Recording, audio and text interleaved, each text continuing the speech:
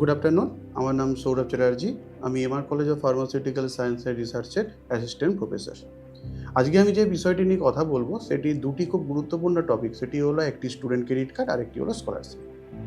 আজকের দিনে স্টুডেন্টরা যেটা খুব আনন্দের সহিত যে জিনিসটা আমি বলতে চাই, যে স্টুডেন্টদের কাছে দুটো জিনিস এখন এত সুন্দরভাবে ওপেন হয়ে গেছে যে এখন কোনো মেধাবী স্টুডেন্ট তারা তাদের মেরিটের জন্য পড়াশোনা করতে পারছেন না, এই জিনিসটা এখন আর নেই।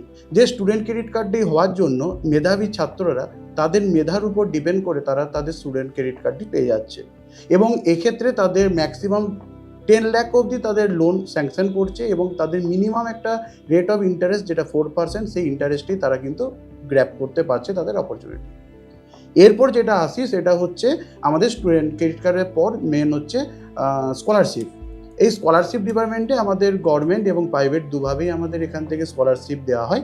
গভর্নমেন্টের মধ্যে যে স্কলারশিপগুলো যেটা মেন সেটা হচ্ছে স্বামী বিবেকানন্দ মেরিট স্কলারশিপ। এটা 10+2 সায়েন্সের যে সমস্ত ছেলেরা বা মেয়েরা আসছে তাদের এইচএসের মিনিমাম 60% মার্কস থাকলে তারা সেই অপরচুনিটি গ্র্যাব করতে পারছে। এছাড়া স্বামী বিবেকানন্দ ছাড়া আরও আছে ঐক্যশ্রী, ওয়েসিস। যে স্কলারশিপটি সেটা শুধুমাত্র এসসি, এসটি, ওবিসি ছেলেমেয়েদের জন্য। আর যেটা ঐক্যশ্রী স্কলারশিপ সেটা মাইনরিটি স্টুডেন্টদের জন্য আমরা এখান থেকে প্রোভাইড করে দিচ্ছি। এবং সবার শেষে যেটা খুব গুরুত্বপূর্ণ একটা কথা আমি বলবই, প্রত্যেক বছর আমাদের মাননীয় ডিরেক্টর স্যার ডক্টর জাহিদুল সরকার স্যার আমাদের প্রত্যেক বছরই আমাদের স্টুডেন্টদের জন্য একটা এমআর চ্যারিটেবল ট্রাস্টের তরফ থেকে একটা স্কলারশিপের প্রোভাইড করে থাকেন।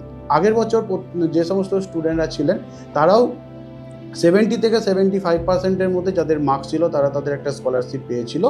এবছরও আমাদের স্যার একটা চ্যারিটেবল ট্রাস্টের তরফ থেকেও একটা স্কলারশিপের ব্যবস্থা করেছেন। স্টুডেন্টের মেরিটের উপর ডিপেন্ড করে আমরা সেই স্কলারশিপটি প্রোভাইড করব। স্টুডেন্টরা কতটা তাদের মেরিট পাচ্ছে তার উপর ডিপেন্ড করে তাদের স্কলারশিপটি সেখান থেকে গ্রহণযোগ্য হবে।